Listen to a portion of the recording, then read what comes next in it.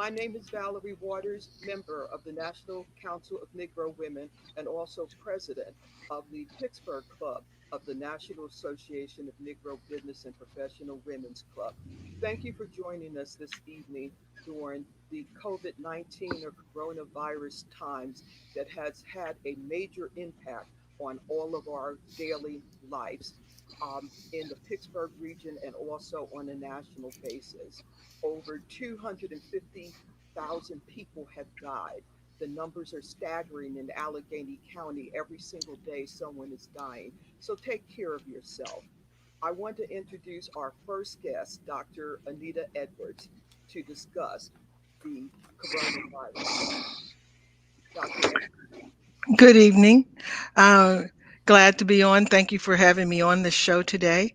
Uh, um, as before, I had did a talk on this and really had emphasized about traveling and Thanksgiving, but we're still in our holiday season, and so I just like to start off with telling everyone to please try to be careful during the holiday season.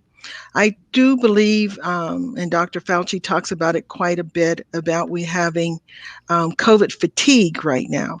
And I think that a lot of people are forgetting to do the things that would help to prevent them catching the virus.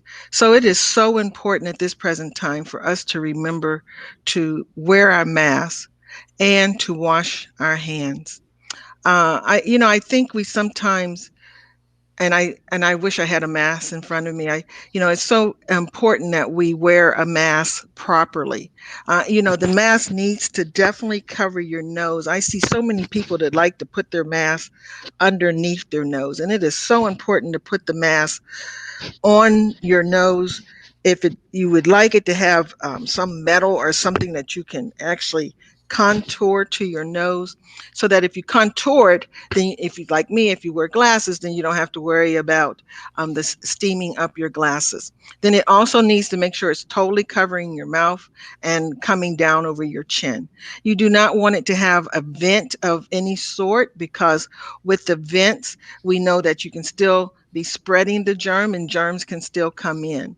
You know that if you're using something that is cloth, it needs to be at least two layers, if not three. But definitely two layers with the cloth. And then if you're using the disposable ones, there are usually three layers. And also with the mask, um, realize that if you try to do something like a bandana, because originally they told us we could do bandanas, that bandanas are usually not thick enough, and so therefore they are not giving you protection either against or are you not giving it to others. Also, I know a lot of people, especially men, I see like those things that they use for sports where they pull them. You can just pull them up, and again, they don't have layers with those, and so therefore they are not effective. If you cannot, if you see someone without a mask, because I don't think any of us should get into a fight or anything of that sort with someone, then that's the time you need to make sure you are socially distancing. You need to make sure that you are keeping that at least 6 feet. And if you've seen some studies, they know that this spreads even more with 6 feet, depending on what you're doing, whether you're shouting, whether you're singing. I know so many people are trying to open their churches back up, and singing is something that definitely spreads the virus.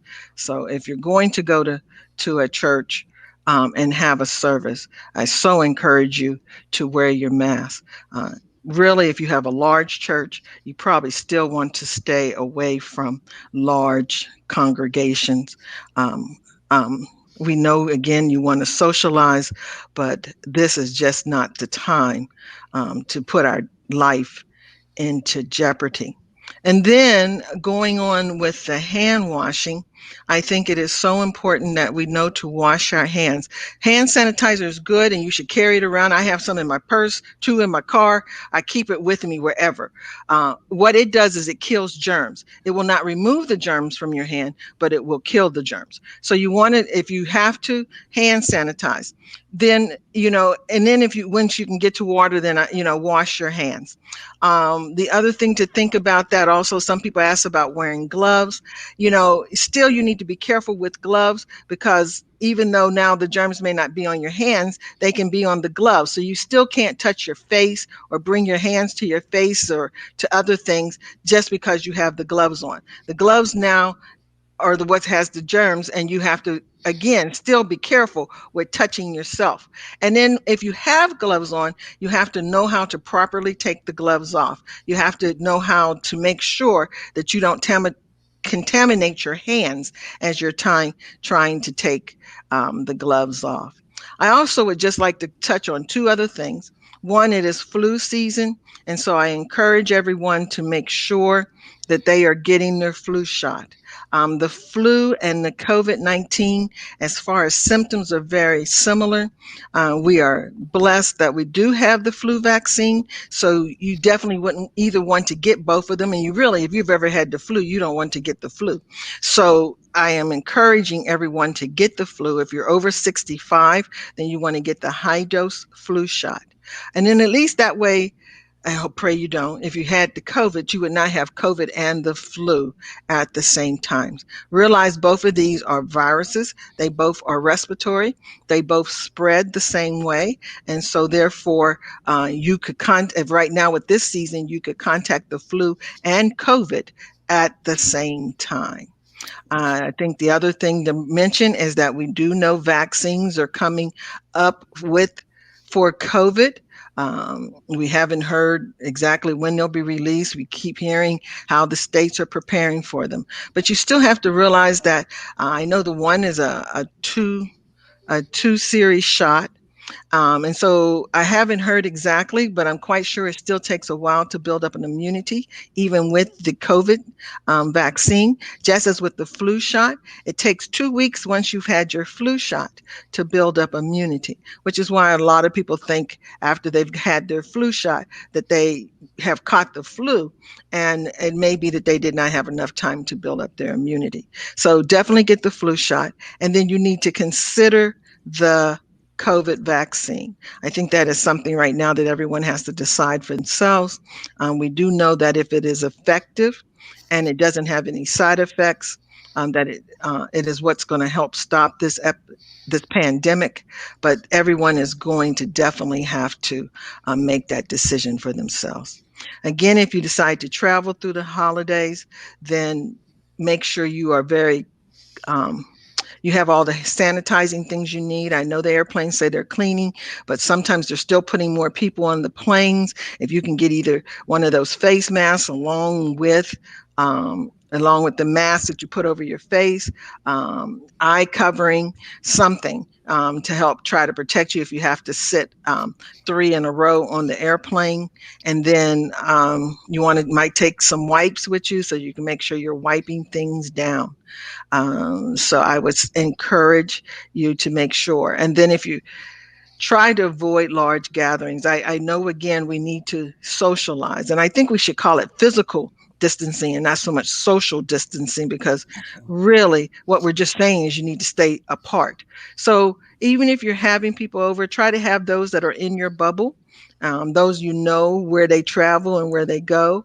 And then also, because they're making testing more and more available, make sure that you know where to go and maybe have people tested and ask them to quarantine before you gather together. So that's what I'd like to say about the COVID for right now. Dr. Edwards, I have a question. There's been a disproportionate number of African Americans affected by the coronavirus COVID-19. Can you give us some idea of the reason why that has occurred? So I don't know if it's a disproportionate number that's being affected, or that we have worse outcomes. Our morbidity with this and our mortality has been a lot worse. And as always, African Americans have disparity of health care. And so therefore we have more chronic diseases as diabetes, obesity, hypertension, heart disease. Those are our diseases. It's a shame to say, but those are our diseases. And with those being our diseases, that already has compromised our immune system. And so therefore, when something like this comes along, so it's the same thing that was with the flu. Anyone who had a compromised immune system, that's who they told if definitely should get the flu shot. And that's what's happening with COVID. People have a compromised immune system, and therefore they're more susceptible to the morbidity and the comorbidities and the complications of this virus. I agree with you that there's a COVID-19 fatigue. Should we now, can we continue going? Are we at the point where we can go out and patronize our favorite restaurants, or should we still continue with home delivery of items? I don't want anybody coming in and knocking on my door because I told them they couldn't have their businesses open. But, but again, I think you have to figure out your level of safety. I think you also need to know the restaurant that you're going to if you decide you want to go to a restaurant. Again, going with people that is in your bubble, making sure that the restaurant is following all of the recommendations. So they should have their tables far enough apart. Some of them have shields around their table. Some only allowed you to take the mask off when you're eating or drinking. I think if you know you have a restaurant that is truly following all of the CDC recommendations and you feel comfortable in going, I think that would be fine. But if you don't think they're following them, I would not feel pressured. Let anyone pressure you to go anywhere that you do not feel that someone is following the guidelines. I think that's really the thing, is to look and see who's following guidelines. I noticed that a number of restaurants have partitions up outside and seating for outside. Is that preferable for instead of eating inside the restaurant? Well, we know outside is better just because of the fresh air, and germs can move more freely. They're not caught up in your own ventilation system. The air is recirculated. So, it is better to be outside. That's what they even say if you're going to have a gathering at your house, if you can move it outside. Now, the problem is it's December for us and it's winter and it's cold. I don't know about you, but I don't want to go sit outside. And, I want to, even preference, you say about takeout, but, we don't know who's cooking our food. We don't know that they're wearing a mask and cleaning their hands, when they are preparing our foods. So again, you need to be cautious either way about receiving food from people that you don't know. All right, then. I'm sure we're going to come back to you and ask a few more questions, but um, I did want to ask Jackie Blakey Tate about the impact that it's had on our children and education. Well, I am currently the vice president of the Penn Hill School District. I can speak specifically about some of the things that we have done in Penn Hills and some of the things that we have seen. Many school districts had a cyber school beforehand, so of course we have that where they've always been going to school remotely. In Penn Hills, we have an option for students. They can go 100% remote, where they would be enrolled in the regular school system, but they are at home 100% of the time. We were probably one of the first districts to start with the hybrid model. We divided the student body pre-K through 12 in two groups, and this would allow for more, as Dr. Edwards put it, not social distancing, but spatial distancing. It gave us more room on the school buses and also in the classrooms. So we have Group A that comes Monday and Tuesday, and they're remote on Wednesday, and Group B is remote everybody's remote on Wednesdays, but Group B is remote on Monday, Tuesdays, and Wednesdays, and then they come to school on Thursdays and Fridays. So this allows, as I said, for more space in the classroom. We did pass a resolution to start to bring all students back very slowly, but because of the increase in numbers in Allegheny County, we have tabled that until we see how the numbers are distanced. We have not decided to close our schools because the cases in Penn Hills are very, very few. It's unfortunate sometimes that the way the numbers have to be reported, we are still reporting cases that may have been effective since last March when we were totally shut down.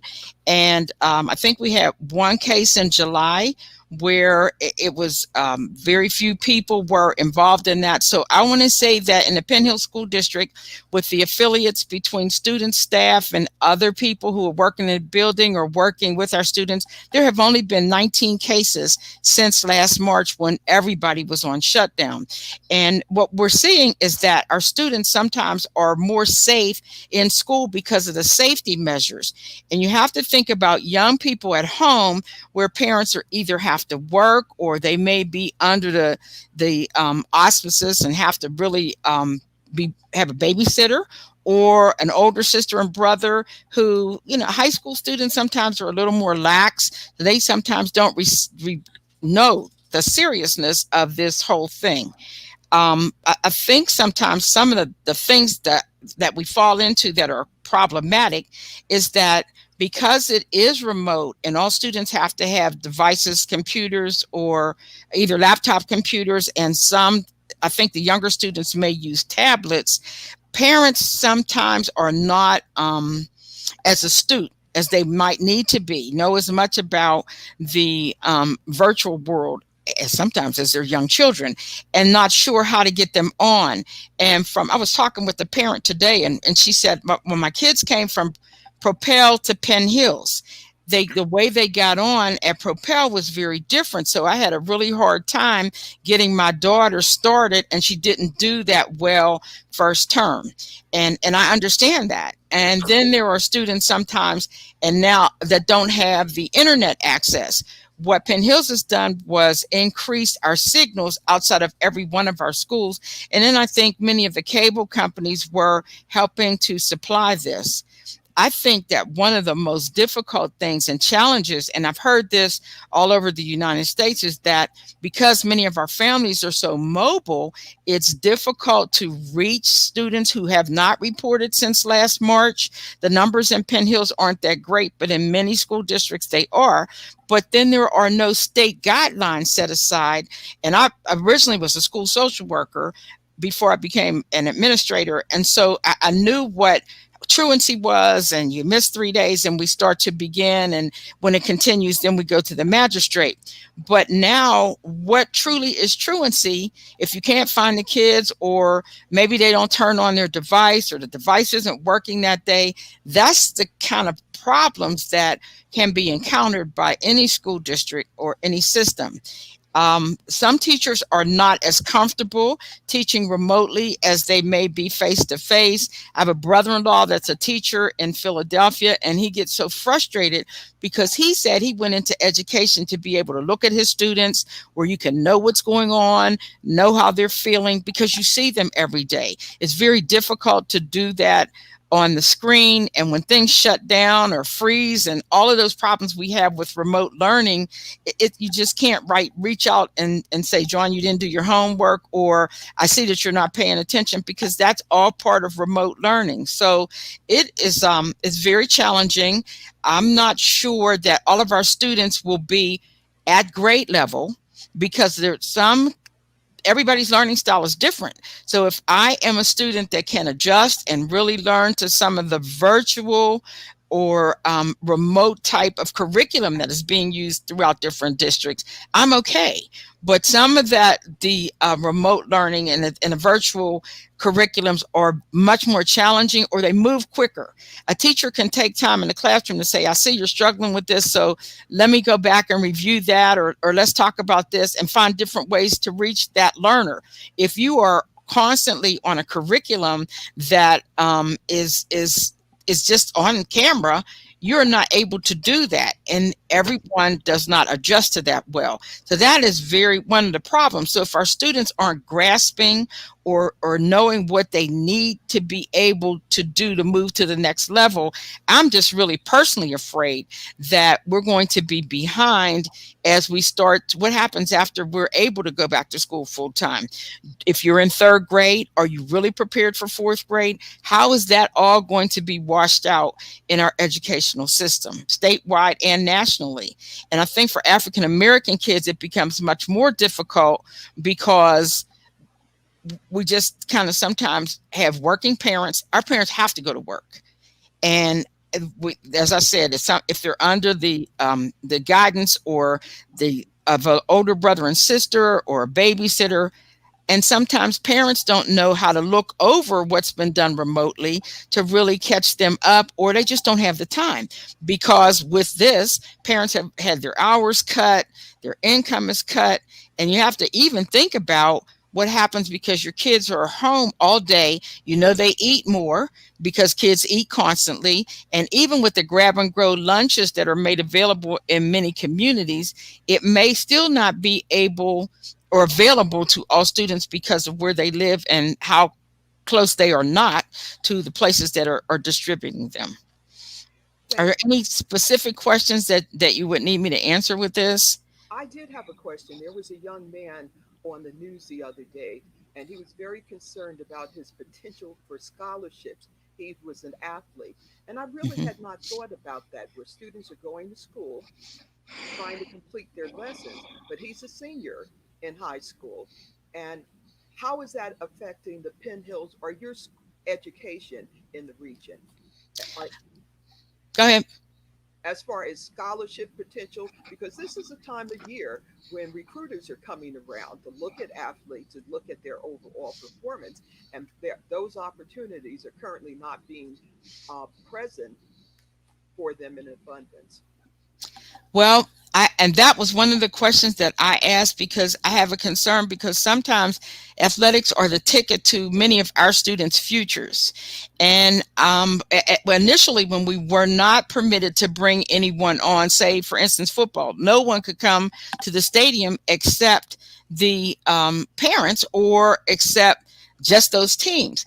I know that being a former principal, our athletic director and coaches always tape games, and students would send tapes to different schools where they were interested, or scouts were reaching out. A scout always wants to look at a tape of how you are. But I think that colleges knowing and universities knowing that this is a problem, they're going to have to adjust how they recruit students also, because those school districts that are closed, and we got a lot of feedback on this and concerned, if you shut down your school district but you continue to allow athletes to play, then how serious are you about wanting your students to be safe? Because you consider you have band members, you have cheerleaders, and you have your student athletes. So the colleges, I think, will have to adjust like every other business or anything else. All right. We have a call on the line from James. Please Yes, this go is ahead. James calling. Good evening. And I just have two questions. By the way, I'm enjoying the show. Thank you. And one Thank question you. I had, from the beginning, everyone said you should wear a mask. But lately I've been hearing experts say you should have eye covering also. Mhm. And my second question is, one of the vaccines says you have to store it at negative 94 degrees. What happens if it's given to someone and it's been stored at the wrong temperature? Is there any danger? So I'm going to hang up and listen. I don't know if Dr. Edwards wants to respond to that question. Well, I can respond in a general type term. I mean, just in normal, anytime if you don't keep something at a particular temperature, then it is not probably going to be as active or have lost some of its activity. So that I think is the concern with this particular vaccine that's coming out that has to stay frozen. I will say again, there's a lot of new things coming out, and I belong to Gateway Medical Society, and we're actually having a conference tomorrow just about these vaccines. But what I can say, yes, it's going to have to stay to that temperature until it is given. And it's not, flu shots also have to be kept at a low temperature or cold temperature. So it's not like this is new. Again, they're making a lot of emphasis on it, but it's not new. So the hospitals are getting ready for this and know how to prepare for it. And again, with the eye shield, it's again just not knowing enough about this virus. So if someone sprays you in the eye. There was one person who said they may have caught it that way. So I think that's why some people got concerned about needing to shield the eyes. If you ever watch a physician or someone who's in healthcare, the gear they put on when they go into a room with someone they know is COVID, they look like little space, like on the space mission. So yes, so I think you could use eye covering if you felt that you was in jeopardy. I want to thank you for participating this evening in this program. I hope you can come back again with the vaccinations on the down the road and the impact that this will have on our on our lives on a whole, education and health wise. Thank you Thank both you. so much. Thank you so much for inviting us. Thank you. Yes, yes, we appreciate it. Thank you.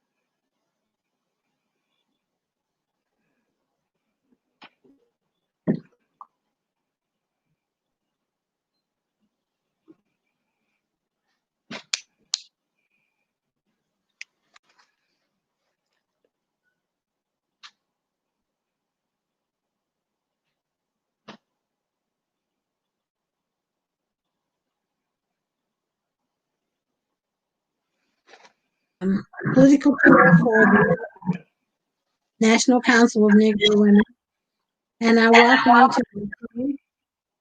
And I want to introduce you to our two guests. One is Liv Bennett. She is on the council, Allegheny Council, County Council. I'll get it right. Allegheny County Council. Mr. Jamal Craig, who is here to give us some support, and Ms. Toby Ajamoka. Thank you very much. Ms. Bennett, would you like to open? Sure. Thank you so much for the invite and having me this evening. Excuse me. My name is Liv Bennett.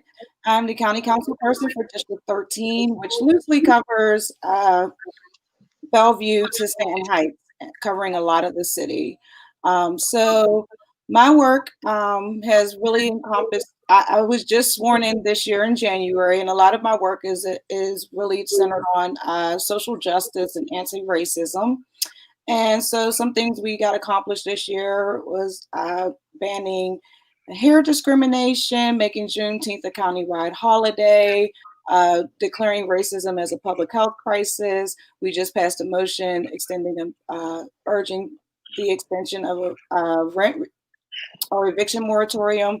And now today, I'm coming to you to talk about the Independent Police Review Board. We are now introducing, or I just introduced a version of the Independent Police Review Board that on November 24th, that will be coming up for a vote. The plan is to be coming up for a vote on December 15th. So we have been really having a conversation around erecting a countywide civilian police review board for like 2 years now. So it was first introduced in 2018. It did not pass. Again, last year in 2019, and it did not pass. So now we're trying in 2020. We made some changes. We added some features. We've heard from the community and really listened to what folks wanted to see in the legislation. And so we are introduced that legislation for it to be voted on and are looking to just garner support, having folks reach out to their county council members to encourage them to support it. You can find the legislation on our Allegheny County Legistar if you search Independent Police Review Board. So yeah, we're just here to talk about that this evening. And Jamal has been an integral part in making this happen. He's been working on it since probably before 2018. But So yeah, I'm just excited to be here to have the conversation around the Independent Police Review Board. So thanks for having me this evening. Quite welcome. I'd like to ask you, is this for county police, or is it for all police departments in the Allegheny County? How does this work? So Pittsburgh, the city of Pittsburgh has an Independent Police Review Board. That was erected in the 90s after the murder of Johnny Damage in Brentwood. And Brentwood, interestingly, Brentwood is not in the city of Pittsburgh. However, the city of Pittsburgh did, out of that, did create a civil Independent Police Review Board. So, but that's one police department, and in Allegheny County, there are over 100 police departments. So we have one review board for one department, and many people in the county outside of the city of Pittsburgh have been really rallying and really pushing for a civilian police review board to be countywide, so that we can really hold accountable the 100+ police departments other than the city of Pittsburgh. And if you really look at the history of police murders, and that's happened here locally, most of those have happened outside of the city of Pittsburgh. Antoine Rose was in East Pittsburgh, which is outside of the city of Pittsburgh. Romare Talley was also outside of the city of Pittsburgh. And he was in Wilkinsburg. And then we also have Omari Thompson, who was murdered in North Hills by police, and again, outside of the city of Pittsburgh. So there needs to be a place countywide to hold accountable and make folks whole when they're losing loved ones to police violence and other encounters that don't meet murder, but are still misconduct. And we need a place for that to be, for folks to have a place to report that, and some accountability measures. Okay, Toby, do you have any questions? I do. I wanted to, it's great to meet you, Liv and Jamal. Thank you for being here. And I'm just taking a couple of notes down. I actually had 2 questions. So you said that this is going to cover over 100 police, sort of police districts, right? Does this also cover universities? So I know there's big news with Duquesne University. As Miss Danielle, I'm sure you've heard of her. Her son was recently murdered by the police. Would your police review board cover universities and cases like that as well? Well, the Duquesne University and most of our universities sit in the city of Pittsburgh. So I would say no, because as the legislation is written, any place that has an existing police review board is not eligible to participate in the county police review board. So for those, I would say for schools in the city, that would probably be, that would be the argument on why we would not have jurisdiction around them. But some of those, like we have Robert Morris and Moon, like that could be a conversation. So yeah, thank you for bringing that up and making sure that we are thinking of other police departments other than municipality departments, because you're right, there are other departments such as UPMC police have police, universities have police, some of these private properties hire police and private security. So yes, the goal is to have accountability for anybody who calls themselves police. Thank you so much. I had another question as well. Maybe you or Jamal could answer this, but I know that you said Jamal's been working on this since 2018, and you also mentioned that it didn't pass in both 2018 and 2019. So this is more of a 2-tiered question. The first question is, what do you think kind of hindered your team's efforts, and what changes are you bringing for 2020? Do you want to start, Jamal, or do you want me to start? Sure, I'll dive right into that. I think one of the biggest things that hindered the council from passing it in the previous attempts was education. through the work that we've done in the community to educate people, to make the outreach to members of county council, we've heard, from some council members say that it's not an issue, or they don't see a need for such a measure to be in place, simply because in their respective communities, they don't have the types of interaction with police that Black people or other people of color have. And so they're removed from it. And so that's been a lot of the work that I and so many others, it certainly didn't start with me, as Liv said. Yes, I've been working on it for a while, but there are so many in the community who have been working to bring this to fruition, as Liv well knows, and so many others, just to lift up the late county council member, Bill Robinson, brought this to the table many years ago. Yeah. And it's just, making its way through. But what we've been able to do is to learn and grow from each effort, and to get out into the community, as I said, to make sure that we're doing the right types of education for the community. And with everything that has happened across the country and both here locally, people can turn on the evening news and see something happening in Minnesota or Texas or Charlotte or California and never really, look to see what's happening here locally. And so we've been able to, muster the type of community support through education and outreach to members of the council to bring this home and say, this is something that's needed.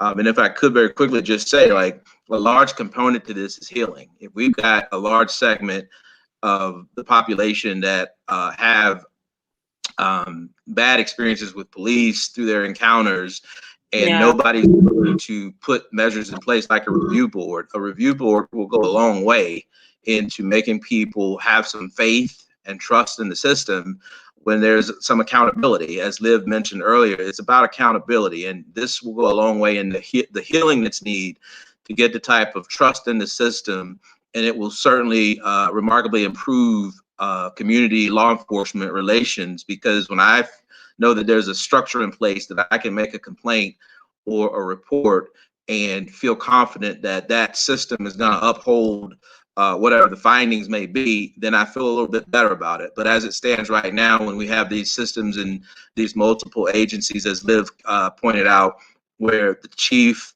or some officer or one individual has the decision to make, the ability and the power to make all the decisions, to do the investigation, to render a decision or a verdict on that investigation without any input or any type of structure, it's a problem. And trust me, we wear the scars from this problem. And this is why it's been a pleasure working with Liv and so many others to bring this home and to finally get it to a place where we're going to get it passed through these efforts, and more importantly, work to improve our community, because that's really all we're trying to do here. Thank you so much. I thought we had a call waiting. I'm not sure if you want to take that now, but if not, I have a couple of follow-up questions to the points that you just made. So I wanted to see if we're going to take that caller.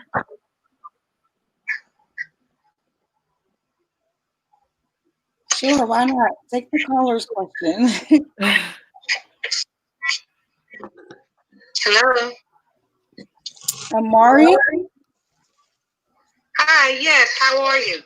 This is a great show. Forgive me if I ask a question that's already been asked. My first question is, have you all worked with Alliance for Police Accountability with Brandy Fisher? I just want to know what the difference is.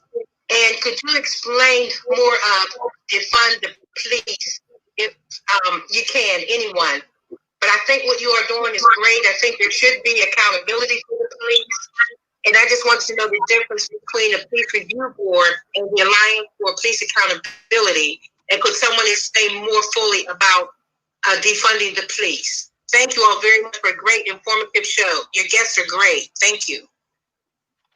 Thank you so much for your questions. The APA, Alliance for Police Accountability, and Brandy Fisher is a grassroots organization that works around campaigning, doing civil actions and things like that to bring about police accountability. It is not a government funded structure. It's not a board. It's really just a community organizations of like-minded people with aiming towards the same goal. I used to volunteer and work with APA and Brandy Fisher, so that's why I know I could answer that very fluently and easily.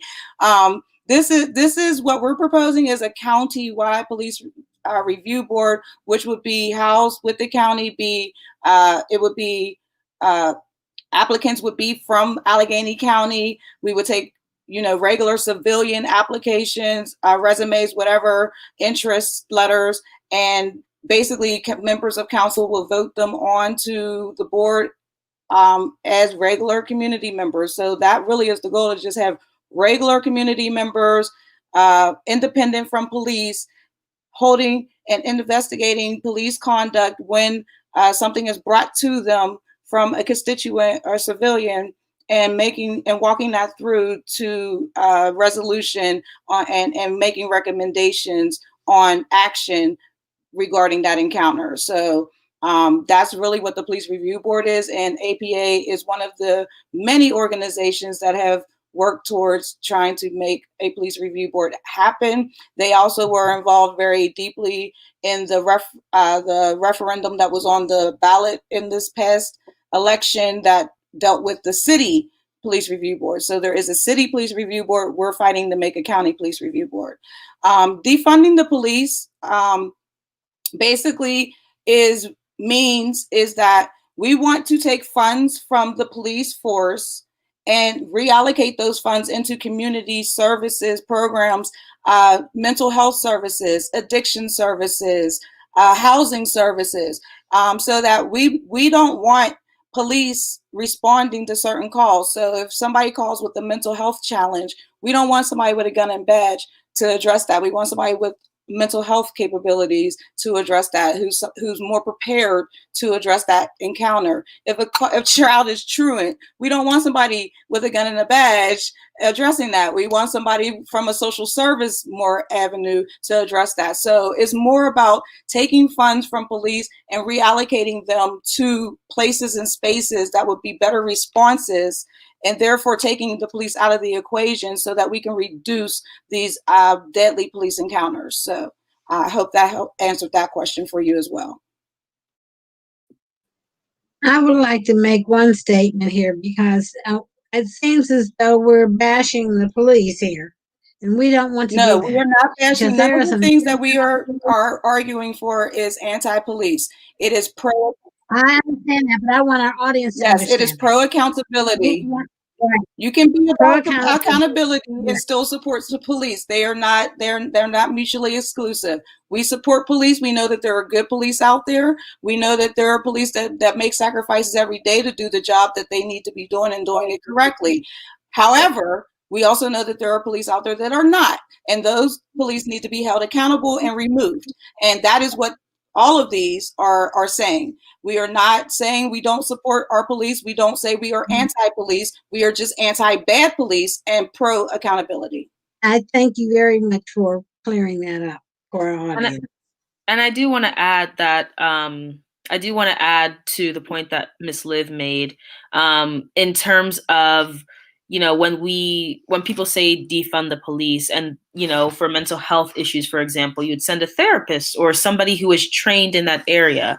I think the point is just to make the point we're trying to make here is that police are not trained for every single situation. And the reason we want to hold people accountable is because if you're not trained in a certain situation, things can go wrong very easily. So we want them to be trained more. We want them to be more accountable for their actions and not just have sort of a one-track mind. But in terms of that explanation, Ms. Liv, I thought that was very good. And that's a good segue to my next question, which is on education. So I know Jamal talked a bit about the reason 2018 and 2019 didn't exactly pass was because the community was not educated in terms of the people of color's experiences with the police. So what education measures has your team made to make the communities understand why this is needed and sort of make them see the perspective of the people of color in the community? Well, one, George Floyd happened. So George Floyd, Ahmaud Arbery, Breonna Taylor, like boom, boom, boom. So that definitely helps in this argument. Sadly, that folks have to lose their life for folks to see these things, but that's another conversation. So part of the education was also with council members, like Jamal said earlier. There were council members who were like, we don't have that experience.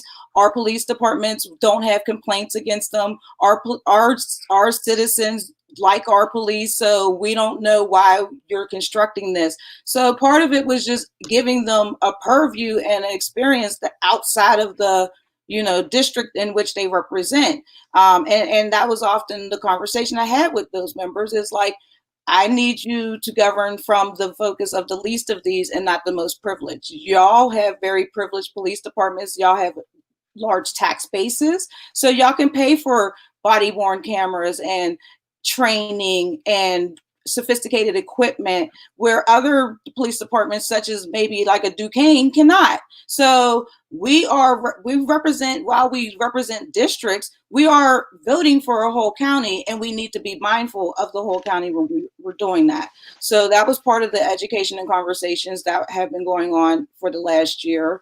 Also, we just continued hitting the community. Jamal was hitting the community through his organization. I was hitting community through, different organizations that I'm connected to, including Jamal's organization. We just kept continuing being out there, having conversations, listening to people, having listening sessions, communities such as LGBTQIA, disabled community, immigrant community. This is way beyond just Black people. Of course, we're the ones that we're seeing ourselves on the news more often with very deadly police encounters, but disabled folks have very troubling encounters at times with police. So do LGBTQIA folks. And speaking of violence, I mean, transgender women are even worse off than we are, regular Black women. So all of these things and all of these communities are impacted, and all are, bringing all these communities together under this common cause, and not just making it a Black issue or a immigrant issue or a LGBT. It's all of our issues, because our communities are impacted by the way that our police engage us. And so we should be taking back that control and putting out there how we expect police to engage us. Thank you. And if I can chime in on that, another thing that we've been successful in demystifying this notion that if you have an encounter with a police officer, you must have done something wrong. And I think that goes a long way. I'm sorry? Do you mind explaining that a little bit more? So can you give an example? Just for my benefit too.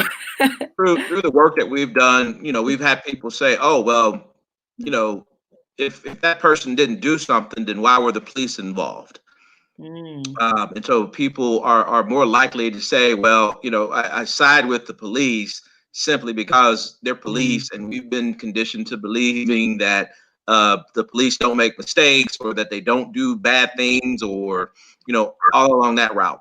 Meanwhile, there are police. I used to be a police officer, so I understand very well what police officers go through, and they're human beings. But we put them on these pedestals, and we have to understand that they make mistakes. They cave under pressure. They do a lot of things that they shouldn't do. And so when we have when people have interactions with police, it doesn't always mean that the person was guilty of a crime or did something. There are cultural things that take place. There, the way people communicate with their hands, and there are things that escalate. So in terms of how we talk about defunding the police, doesn't mean we're going to get rid of the police, but let's talk about how we teach de-escalation.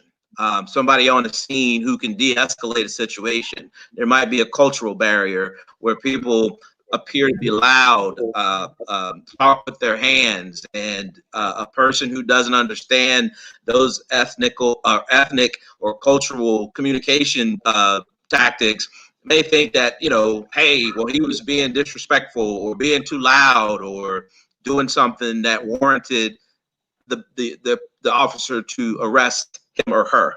And a lot of times, those are things, like we say, that could be de-escalated, don't require arrest, don't require huge police presence, and so things spiral out of control. And, those are the kinds of things that this review board would lead us to some understanding of and a conclusion. And more importantly, it will lead us to finding other means to correct this type of behavior so that it doesn't continue to repeat itself. So we stand to grow and learn from a police review board more than anything, which ultimately impacts the greater good of society. Then we do have that shining police force or entity that is doing the right thing. And everybody's proud of that, and everybody's proud to be a part of it and have it. Because as Deb was saying earlier, this isn't about anti-police.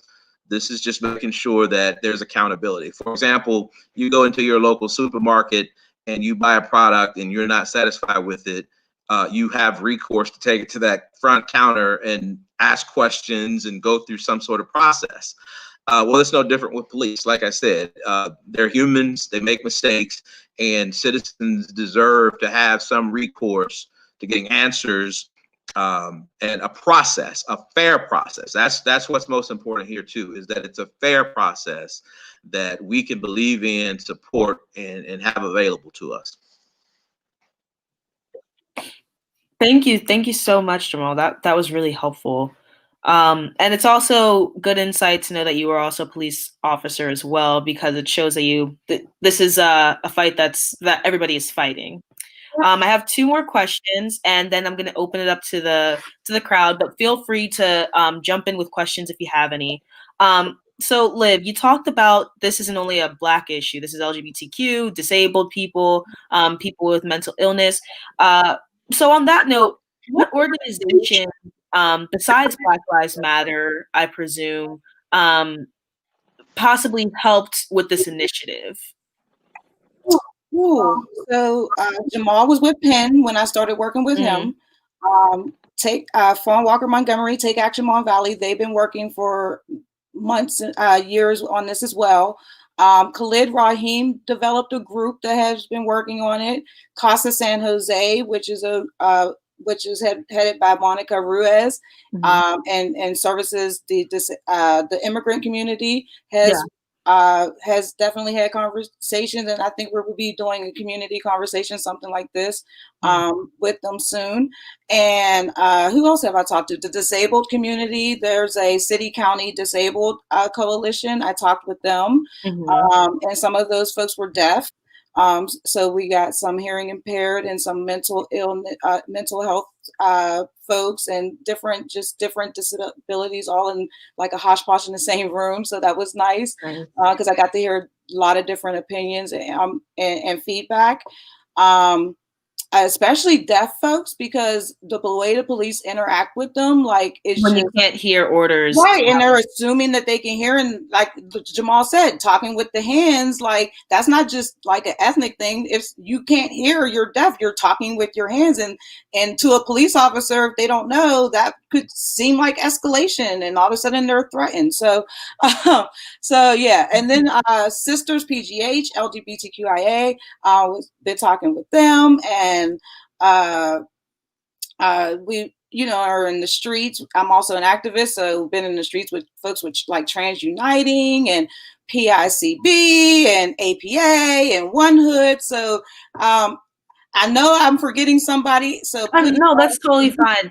I just wanted to emphasize the fact that this is definitely not only a grassroots movement, but also a movement that everybody's participating in, because all Black lives matter, not just, cis heterosexual Black lives, and also everybody's lives do matter. So this will benefit everyone in the long run.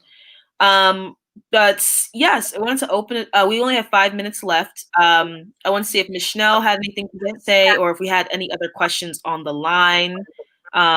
But this has been so Yes, I do. I would like to find out from Liv and from Jamal, what can we do as the public to support you? Well, on We have a Legistar. If you Google Allegheny County Legistar, you can go and actually look up the legislation. So I want you to go look up the legislation. It's pretty lengthy, but read it. Tell me what's in it. Tell me what you like. Tell me what you don't like. We're actually doing a meeting on Tuesday where I will be entertaining amendments. So if there's something you don't like or something you want to see added, let us know. Reach out to county council members and let them know you support this. Call them, email us. If you go to the Allegheny County website, there's a link in there that you can email all of us at the same time with one message. It will come to every single one of us. So let us know how you feel and why this is important to you. If you have personal stories with police encounters, please share those. We need to hear those. And yes, and if you are able, make public comment. This should be coming up to vote on December 15th. So you can go to the Allegheny County website, go to the page where you can submit your public comment, request for the December 15th date, and put your comment right there. It'll be read on the day of the meeting for council to hear. So those are some direct ways that you can support. On my page, I believe I posted, and Unite, if you follow Unite, they actually posted ways that you can support as well. They actually listed the county council members who voted no in 2019. So you could look at that graphic and specifically call those county council members and ask them if they would please support this. And so, yeah, those are definite ways that you can support and make sure that your voice is heard as this moves forward. I also understand that this will not take effect in 2021. No, this will not take effect until this January 2022. So we have a whole year to build this out, and we plan to do our due diligence, making sure that we are doing this in the way that is impactful for the whole county. We don't want to just erect something for the sake of erecting it and saying we did something. We needed to do what we envisioned it to do, and that is to protect the citizens of Allegheny County when they have questionable police encounters. I can't thank you enough for the time and the effort that you're putting forth. I'm just so grateful to you and Jamal and Toby. The young people are just moving forward, and you just haven't missed a beat. And I thank you so very, very much. I'm just honored to be in your presence. Thank you so much. Thank you for having me. And one more thing for clarity. You said Google Allegheny County Registrar or Legistar? Legistar, Legistar. And you said Unite is also posting this. Is this on Instagram or Facebook or? I believe both. Okay. I saw it on Facebook. It's also on my page. My page is Olivia Bennett on Facebook. I also posted it. So thank you. Thank you so much. We thank you very much for giving us the privilege of introducing you to our audience. Thank you so much. I hope that our audience has well received you. I know you've been well received. Thank you. And thank you.